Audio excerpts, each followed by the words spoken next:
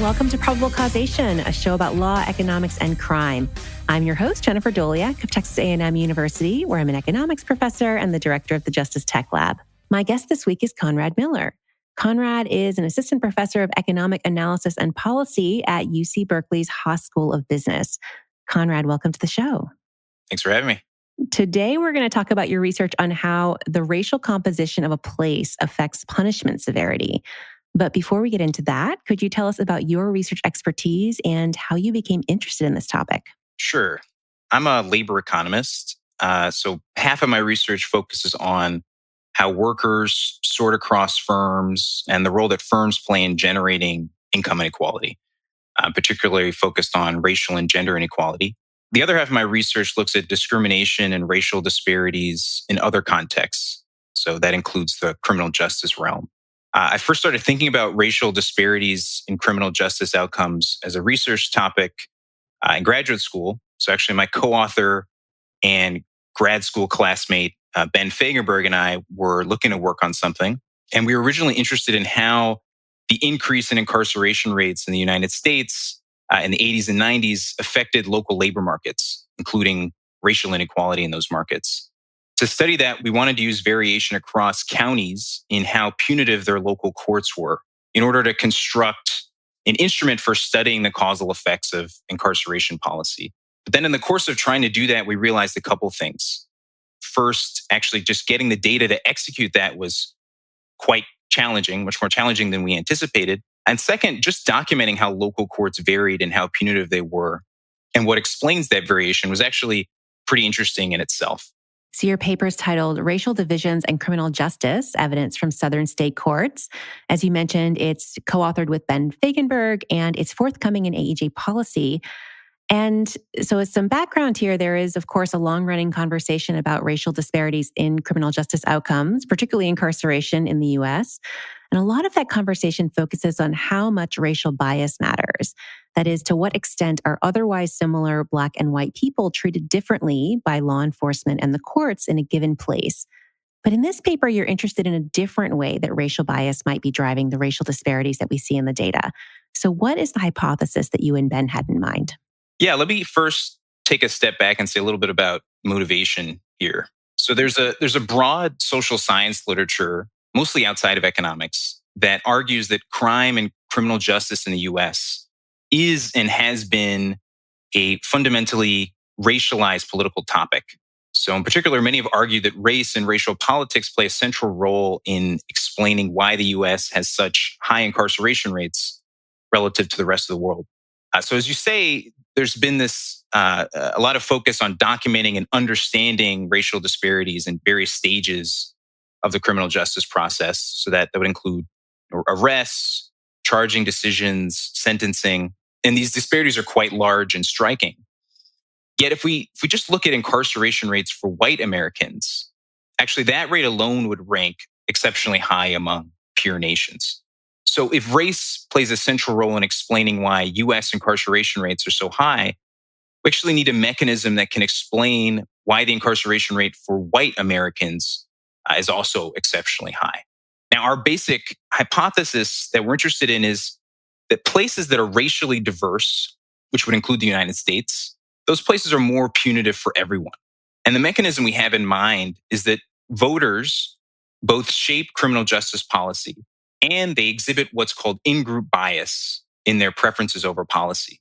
What we mean by in-group bias in this context is that voters, on average, support a more lenient system when they perceive that those likely to face punishment are similar to them, say on the basis of race. But those same voters may actually support a more punitive system when they believe those likely to face punishment belong to some outgroup, so a different racial group, for example.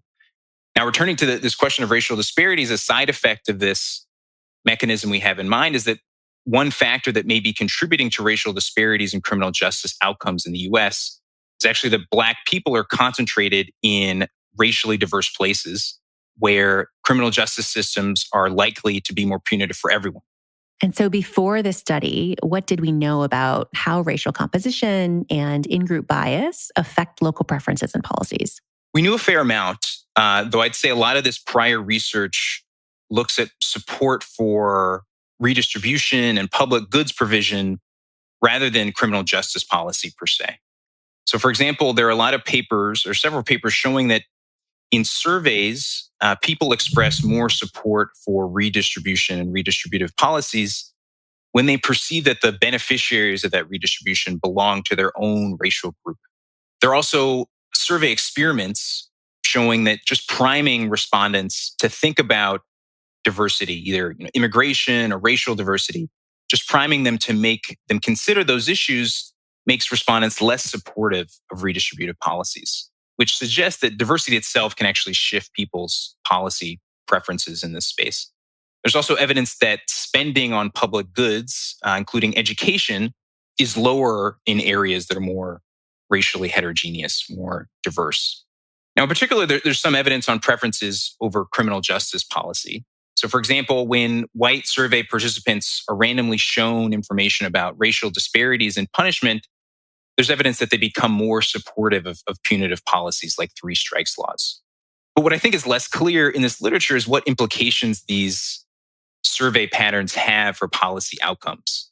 So even if people's preferences over criminal justice policy exhibit in-group bias, it's not really clear how that bias will translate into actual outcomes. So, for example, into outcomes like incarceration rates. Right. And so you're going to look at those actual outcomes. But this is, of course, a tough question to study for a few reasons. So, what are the hurdles that researchers like yourselves have to overcome to measure the causal effects of racial composition on outcomes like punishment severity? Yeah, there's several challenges here. So our really our fundamental question here is kind of a big question. We want to understand, does racial heterogeneity in the US contribute to US exceptionalism in its punitiveness? And I would say there are three key challenges we face to credibly answering this question. So first, our research question is fundamentally motivated by a cross-country comparison, right? We want to understand why the US relative to other countries has such a punitive criminal justice system. But for a lot of reasons, a cross-country comparison would be very hard to do here. So, for example, we would need to collect data from various countries, somehow harmonize that data, which would include, harmonizing across distinct criminal codes. And really that wasn't feasible for us to do for a large enough set of countries to actually do that kind of analysis. So we take a different approach. Instead, what we do is we exploit variation within the US across jurisdictions in criminal justice systems and criminal justice policies. This is feasible as a strategy because judges and prosecutors are going to have significant discretion in determining punishment in the US. And moreover, in the US, they're typically locally elected. So there's good reason to think that local punishment practices are actually going to be tied to local electorate preferences. So the question we're going to ask instead is, within the US, are more racially heterogeneous jurisdictions more punitive? And you should think of the typical jurisdiction here as a county. A second key challenge for us is going to be that it's potentially difficult to isolate differences in punishment practices across jurisdictions from differences in crime, right? So if I measure, say, incarceration rates for different counties, we need to figure out whether those differences in incarceration rates are actually driven by how similar offenses are treated versus differences in the composition of offenses between those places. So in this paper, we're trying to estimate what we call punishment severity measures. And by that, we mean variation in how different jurisdictions treat equivalent cases. So in other words, we want to measure what's the causal effect of jurisdiction on arrest charge outcomes. To do this, we're going to exploit relatively rich administrative court data, where we're going to observe a lot about cases and their defendants. And these rich controls are going to allow us to credibly compare like with like cases across jurisdictions. Another thing we're going to take advantage of, and that I'll talk more about later, is that in these data, we can actually identify the same defendant arrested in multiple jurisdictions. So one kind of comparison we can do is compare the same person arrested in multiple places and see how their charge outcomes differ across places. Now, the third challenge that we face is that ultimately what we want to know is whether racial composition in a local area plays a causal role in explaining local punishment severity. That's going to be hard to figure out because even if we can compare punishment severity, say between racially diverse and homogenous places, we expect those places to differ in other critical ways outside of racial composition. So, for example, they may have different crime rates. So, if we find that punishment severity differs between those places, it's going to be hard to pinpoint exactly what the cause is. All right, so let's talk about how you and Ben approach this. What is the ideal experiment that a researcher might like to run to answer this question? And how does your approach approximate that experiment? How do you think about the intuition of what you're doing here? So, I would divide our paper into two parts, and I think each part has its own research design and really ideal experiment we're trying to approximate. So, in the first part, we want to measure these punishment severity. And that again that's the causal effect of jurisdiction on arrest outcomes. So in the ideal experiment, one way to think about it would be we would randomize the local system where an alleged criminal offense is prosecuted. So some crime is committed or some crime is alleged. And let's say we could randomize what court system that case moves through. That would be an ideal way we could actually measure how jurisdictions vary in their punishment severity. And we're going to try to approximate this ideal in two ways. So one approach we'll take is to use our pretty rich data on case and defendant characteristics to just compare similar cases. So for example, we'll be able to compare cannabis drug possession charges for similar amounts of cannabis in different jurisdictions. We'll have detailed data on the specific arrest charge and say we could make that comparison for two cases where in both cases the defendant has no prior criminal history. Then we can ask, are those two sets of cases leading to systematically different outcomes in different jurisdictions? We'll take that comparison as a way of comparing punishment severity across places. The second thing we're going to do as a way of really validating that other that approach where we're just really controlling for detailed characteristics is using the fact that we actually observe defendants that are arrested in multiple jurisdictions. And so we can use that to really see how the same person is treated in different places. Now, in the second part of the paper, we want to understand how racial composition of a jurisdiction contributes to variation in punitiveness across local courts. Now, the ideal experiment here is a little harder to imagine. In some sense, what we'd want is random variation in the racial composition of a local area. Now, clearly, we're not going to have a great way of approximating this. Instead, what we're going to do is we're going to take two approaches, really. So first, we're just going to regress our measurement of punishment severity on local racial composition while controlling directly for other characteristics that we might think of as key determinants of punishment severity. So things like population density, crime rates, and income. But the other feature of our setting we're going to rely on is that our theory for what's going on here is going to have particular prediction for the relationship between racial composition and punishment severity. In particular, we're going to predict a nonlinear relationship between, say, punishment severity and the Black share of the population. So we're going to predict something that's increasing for some range. So punishment severity is increasing in the Black share of the population at low rates in terms of Black share. But then at some point, we expect that relationship to be declining for reasons we'll get to. And so we're going to rely on this nonlinear prediction as another way of providing credible evidence for our proposed mechanism. All right, so let's talk about this very cool data that you have in this paper. I definitely sent some emails to some grad students as I was reading this closely saying, they got this data, you should go look for it. So you used data from 4 southern states. So which states were those and what information were they able to provide? So we use data from Alabama, North Carolina, Texas, and Virginia. And I should say that we focus on the South in large part because those are states that have substantial variation in racial composition across counties. So in particular, they're going to be counties in our states with large Black majorities, and you're not going to find counties like that outside of the South. So the data we have from Alabama, North Carolina, and Virginia come from their Administrative Office of Courts, while the Texas data come from the Department of Public Safety. And what's important in the kind of the common elements of the data across our states here is that these data track criminal cases in those 4 states from arrest through sentencing. So for each case, we know the associated arrest charges. We know what charges the defendant is actually convicted of, if any. And then we know the associated sentences for those convictions. Another nice feature here is that we have defendant identifiers that are going to allow us to match multiple cases to the same defendant.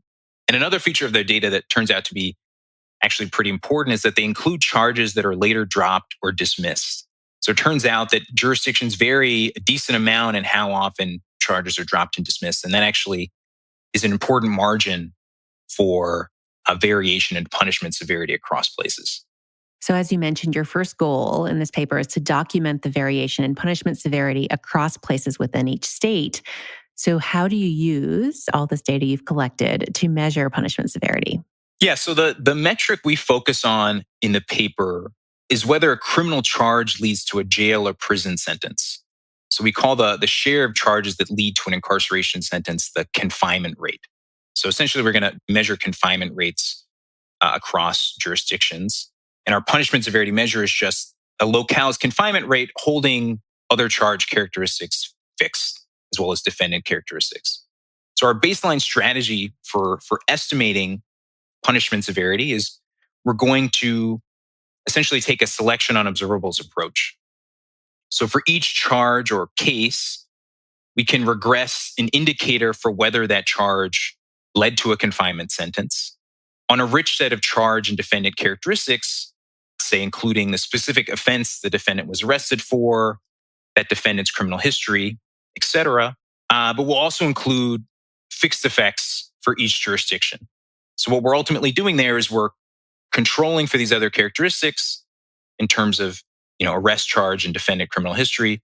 And then we're asking, holding those characteristics fixed, what would a given jurisdiction's confinement rate look like given the composition of charges that are flowing through the state? And those jurisdiction fixed effect measures, that's going to form the basis for our punishment severity measure. And we also look in the paper at alternative measures of punishment like conviction rates or sentence length, and we find similar results. So our results are not particularly sensitive to what outcome we focus on when we're measuring punishment severity. And so the basic intuition here is, you kind of imagine having the same, like an identical person commits the same offense in one jurisdiction or another. And, the first one, it just happens to be harsher, and the likelihood that any offense leads to incarceration is higher. And so the idea then is that person is more likely to be incarcerated.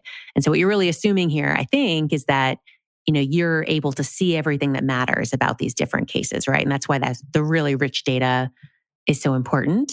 And we'll talk more about all the checks that you do to convince yourselves that that's holding. But that's basically the intuition there, right? Is that conditional on all the stuff you can observe in the data, the type of charge, the other characteristically the person's criminal history. If an arrest was made in one jurisdiction or another, those cases are the same. Is that right? Yeah, that's exactly right. And in other contexts, we might be skeptical as to whether we can really observe enough about different cases or different contexts to say, we've really held everything else relevant fixed. This is actually a context where I would argue that you could credibly make that claim. So in particular, across states, we'll have hundreds of specific offense charges in terms of codes for specific offenses. So we can actually get pretty granular in terms of what someone has been arrested for. And once you have those kind of granular measures, it becomes a lot more, I think, credible to argue that you're actually comparing pretty similar cases across places. But we'll have other approaches to, I think, even further support and corroborate that basic approach. Yeah, as listeners might imagine, this is like the meat of the paper is is checking That's all of right. these assumptions. All right. So what do you find here in terms of how much local jurisdictions matter? How much of the variation in confinement rates is explained by the location of the case? So we find that local jurisdictions matter a lot. So one way to summarize how much they matter is that within a state, a defendant charged in the top quartile of jurisdictions by punishment severity is 2 to 4 times more likely to be incarcerated for a given charge than the same defendant charged in a jurisdiction in the bottom quartile. When we look at variation in confinement rates across jurisdictions, we find that 80 to 90% of that variation is explained by punishment severity. In other words, it's explained by the causal effect of jurisdiction. So, another way of putting that is nearly all the differences we see in confinement rates across jurisdictions can be explained by how jurisdictions treat equivalent cases rather than, say, differences in the composition of cases across jurisdictions. And then did those measures vary across Black and white defendants, or does place matter more than race in a particular case that's in front of a court? Yeah, it's an interesting question. So, one thing we found that I think we didn't necessarily anticipate is that these punishment severity measures we construct are actually very highly correlated for Black and white defendants. So, there's certainly racial differences in confinement rates within jurisdictions. That's a feature that's certainly been documented in other contexts. In our case, across states, we find gaps in confinement rates conditional on other charge and defendant characteristics on the order of 20% in terms of confinement rates. But places that are more punitive for Black defendants are also more punitive for white defendants. So place matters a lot above and beyond racial differences in outcomes within places. So, as we were just discussing, a big challenge in all of this is that you're using cross sectional data to create these punishment severity measures. So, you're comparing places with different confinement rates rather than maybe changes in confinement rates over time due to some policy change or other natural experiment. So this means that we might worry about whether differences in confinement rates are driven by something else. Maybe a larger share of arrests lead to incarceration because the police officers had a higher bar for making an arrest in the first place. Or maybe the composition of offenders is different in a way that makes selection bias a problem. So you and Ben run a bunch of checks to convince yourselves that your measure of punishment severity is really a good proxy for the harshness of the criminal justice system in a place. So walk us through some of those checks and why they're useful. Yes. So, as you say, really a key concern for us in constructing this punishment severity measure is that we really do want to be comparing equivalent cases across jurisdictions. We don't want to be making really unfair comparisons in the sense that we're comparing different types of cases in different places. So we do several things, as you say in the paper. I really think the most compelling evidence we have that the punishment severity measures we're constructing actually reflect the causal effect of jurisdiction on outcomes is this evidence we have from looking at defendants that are arrested multiple times and in different jurisdictions. So you can think of our design here as following in this recent literature that uses what's now known as a mover design, where the goal with this kind of design is to measure the causal effect of location on individual outcomes. And the general approach here is to identify those causal effects by looking at how individual outcomes when people essentially move across locations. So researchers have used these kinds of methods to study a variety of topics now, including the effects of teachers on test scores, neighborhoods on intergenerational mobility, and place on medical spending. But the basic idea for us here is, as you mentioned earlier, ideally what we want to be doing is we want to say for the same defendant really committing the same type of offense or having the same offense allegation in different places, how is that same kind of case treated differently in different places? Now, we can try and approximate that just by, say, controlling for defendants' criminal history and their underlying arrest charge. But we can actually do potentially even better than that in the sense that we can actually look at literally the same person and see how, when they're arrested in different places, how their outcomes differ. So there, what's nice about that comparison is we can essentially net out all of the fixed characteristics about that person that might contribute to their charge outcomes. So, for example, you can net out differences in, their perceived guilt or their income at some level, and really compare a very kind of similar case in the sense that we're actually looking at the same person. So, what we find is that if we take our punishment severity measure using our baseline approach, where we're just controlling for observable case and defendant characteristics, we ask, how does that baseline punishment severity measure predict changes in charge outcomes for the same defendant that we see arrested in multiple places. So we ask, okay, you're arrested in place A versus place B. How does your charge outcome differ between those two cases? And we compare that to what we would predict your change in outcomes would be given our punishment severity measure. And what we find from that exercise is that our punishment severity measure provides an unbiased measure of a person's changes in charge outcomes across cases. Okay, so in other words, if we predict that you are, 25% more likely to be incarcerated in jurisdiction A versus B, then when we compare people that are charged in jurisdiction A versus B, we actually find for that same person a difference in their incarceration rates across cases pretty similar to 25%. So that gives us confidence that this punishment severity measure we're constructing actually does reflect the causal effect of jurisdiction for equivalent cases. All right. So once you've documented the variation in punishment severity, you then move on to the second part of the paper where you test to what extent racial composition explains that variation. And in particular, you're interested in whether a model of in group bias can explain the differences in punishment severity. You talked about this a little bit up front, but tell us more about what relationship you expect to see in the data and how you test for it. Yes. So the basic model we have in mind here is this. So voters have preferences over what punishment severity they want to see in their local courts. Do they want to see a lenient local court system or a punitive local court system?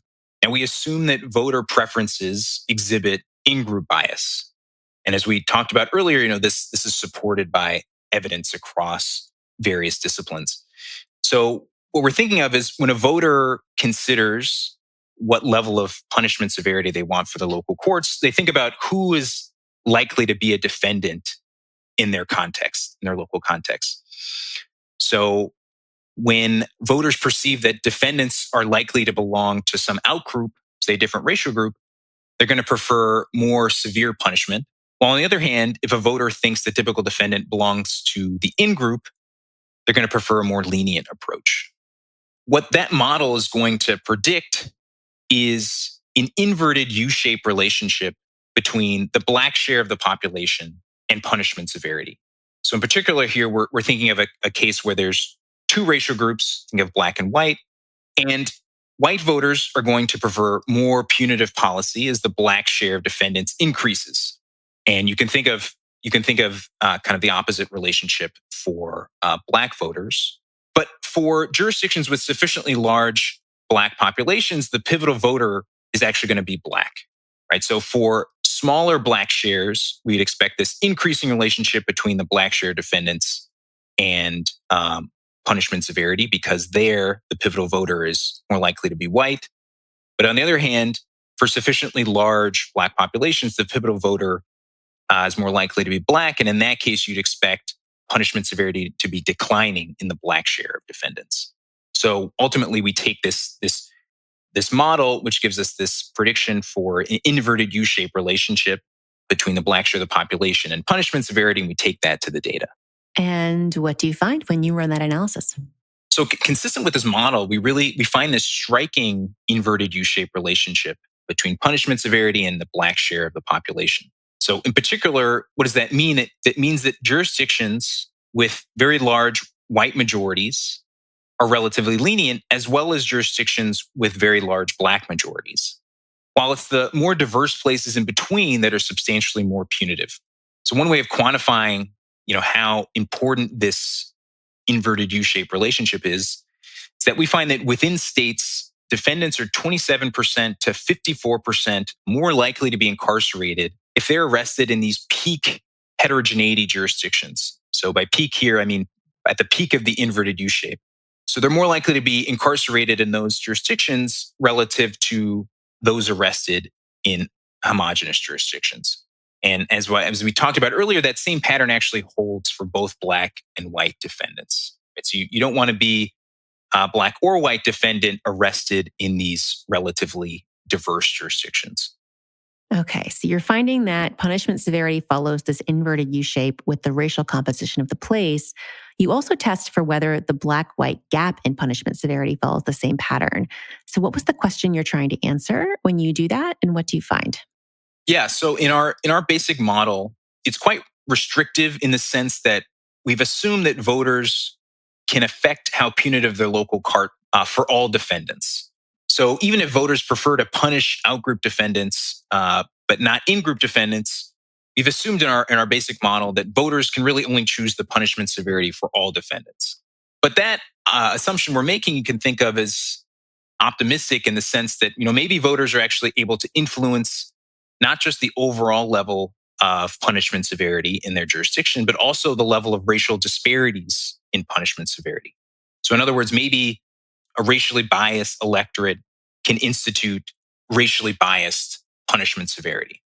And I think in principle this seems somewhat plausible as a potential influence the electorate could have on local policy.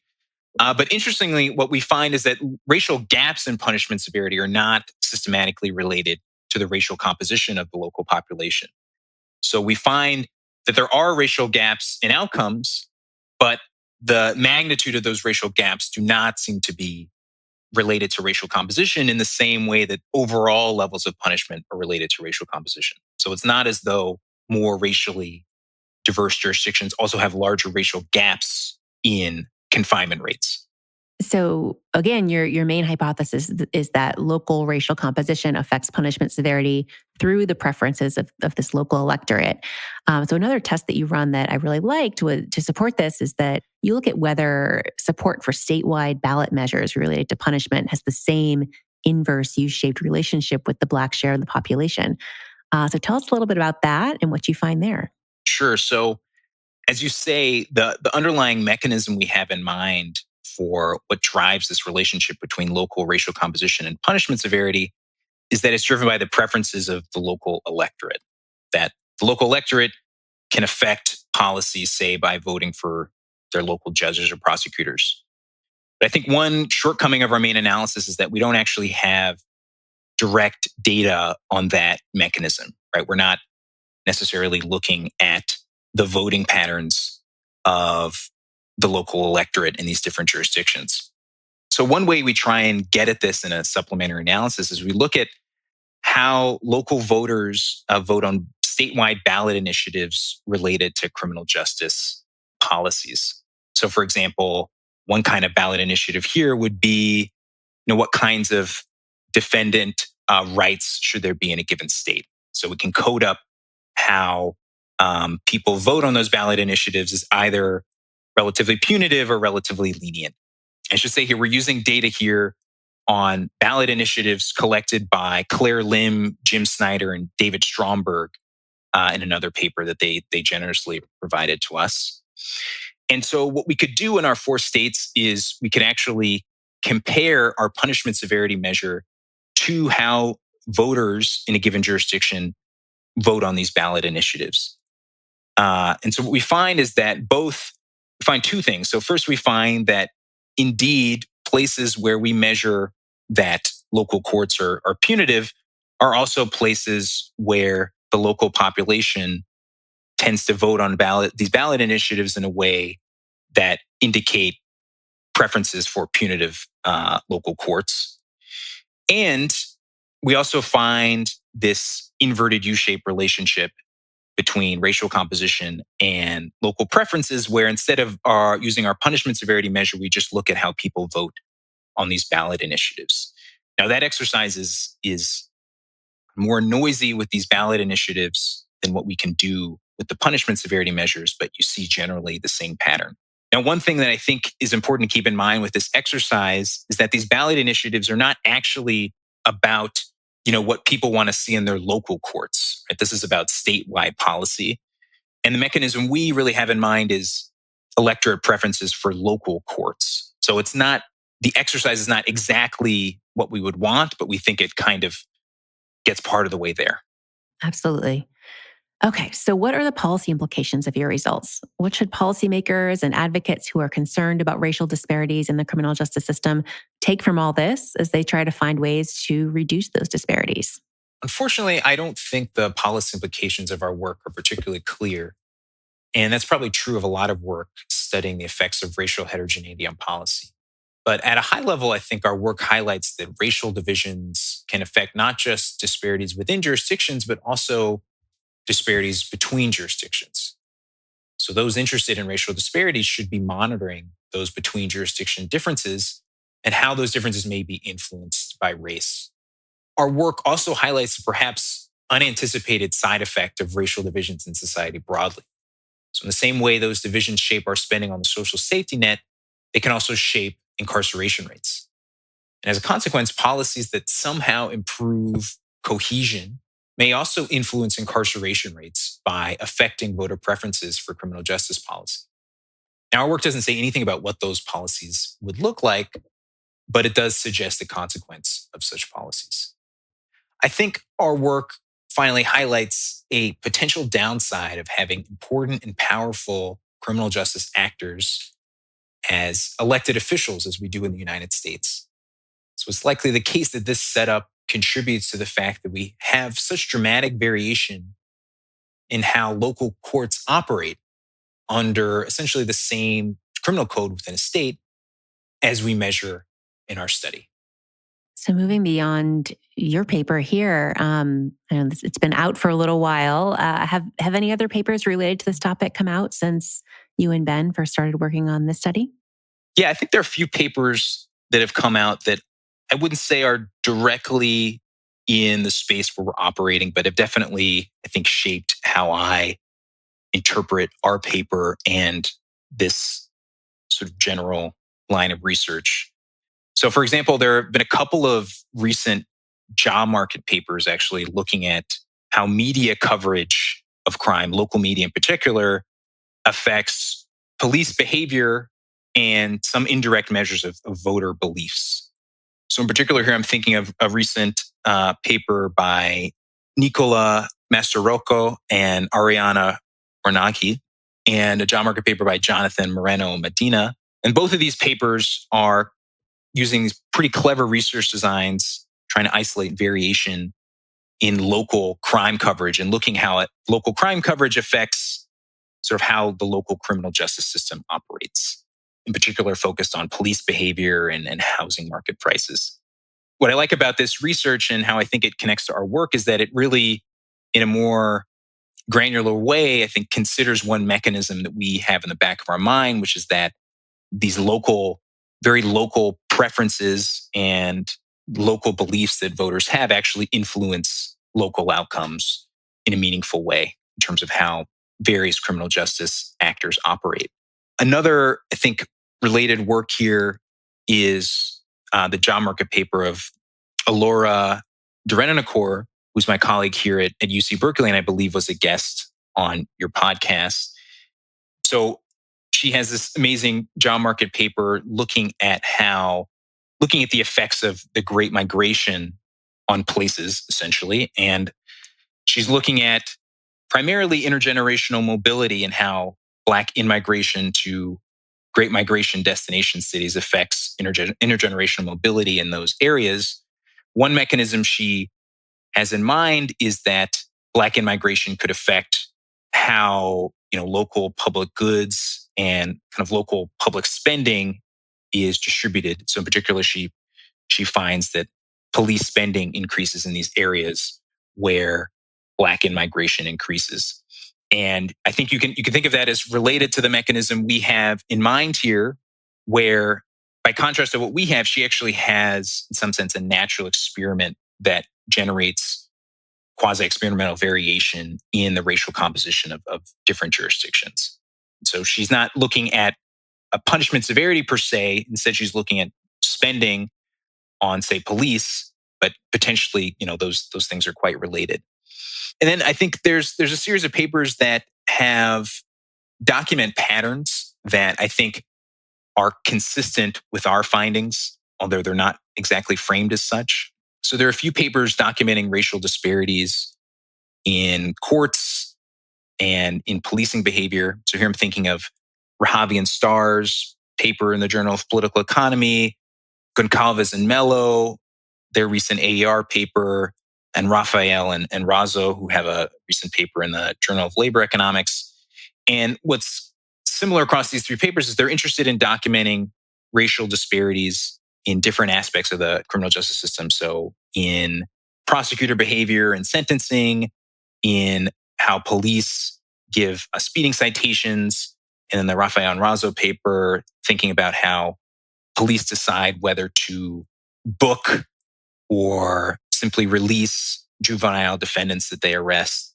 And what those three papers find is that they're all focused on racial disparities in these outcomes. So they document racial disparities. And one thing they do is they show actually that including jurisdiction fixed effects, so essentially controlling for a location in all three of those papers actually reduces racial disparities and outcomes quite substantially. And in the context of those papers, they're primarily doing this just to, try and make cases across racial groups as comparable as possible.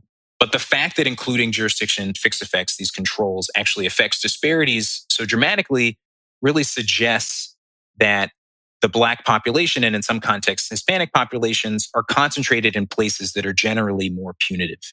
And so I think they're documenting a pattern that we're really focused on in our paper, understanding why that pattern across jurisdictions exists.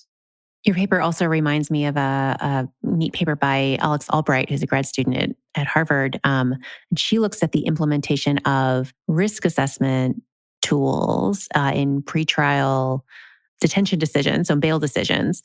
Basically finds that so there was this policy change in Kentucky that implemented these tools, and it seemed to increase racial disparities and outcomes. And she finds in her paper that that's in large part due to different take-up rates across jurisdictions. So it's very much in line with this story that you're telling in this paper, that it's about people, Black and white defendants in a particular county aren't necessarily treated differently, but it happens to be the whiter counties that adopt this tool and become more lenient. And so when you look statewide, the racial disparities increase, which is, not obvious at first glance. And if you were just control for jurisdiction, it would wash out all that effect. So super interesting. Yeah, exactly. I have not seen that paper. I will look out Look for it it. But up. yeah, I Yeah. think that's exactly the kind of, that sounds very consistent with what we're finding. Yeah. So what's the research frontier here? What are the next big questions in this area that you and others will be thinking about going forward? So I can tell you about another project that I'm working on that I think of as a follow-up in this literature. So this is a project that's actually joint with Alora and Ben Fagenberg, my co-author, as well as Heather Sarsons, where we're essentially trying to take lessons from Alora's job market paper and our paper and trying to combine them. So as I said, I think a shortcoming of our paper, in particular relative to Alora's work, is, we really don't have a clean source of variation across areas in terms of racial composition.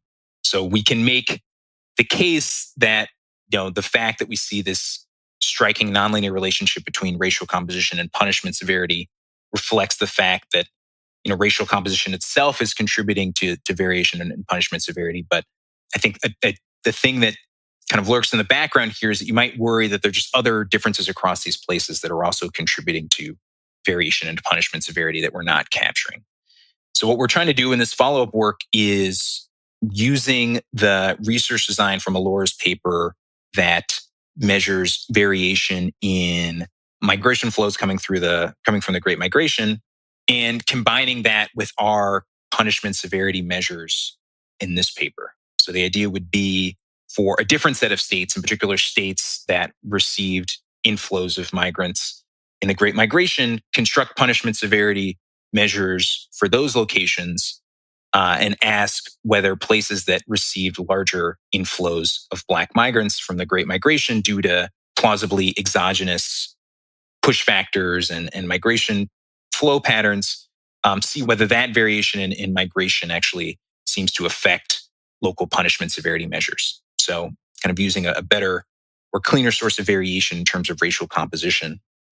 I also think another really interesting area of research here is just trying to better understand where do voter preferences come from for these types of policies. So I'm thinking of here work by Stephanie Stancheva and her many co-authors, where they've run a series of large-scale online surveys and survey experiments where they ask things like, how do your perceptions of the share of immigrants in your population affect your preferences for redistributive policies, for example? And above and beyond that, actually, shocking people's beliefs about local immigrant shares by by randomly providing information about that and asking how that affects their support for different policies.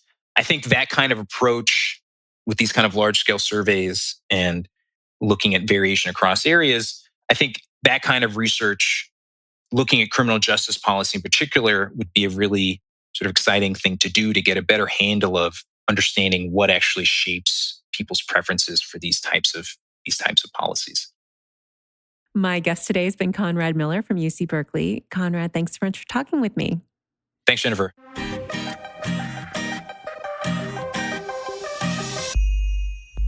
You can find links to all the research we discussed today on our website, probablecausation.com.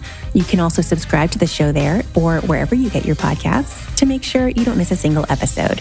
Big thanks to Emergent Ventures for supporting the show, and thanks also to our Patreon subscribers.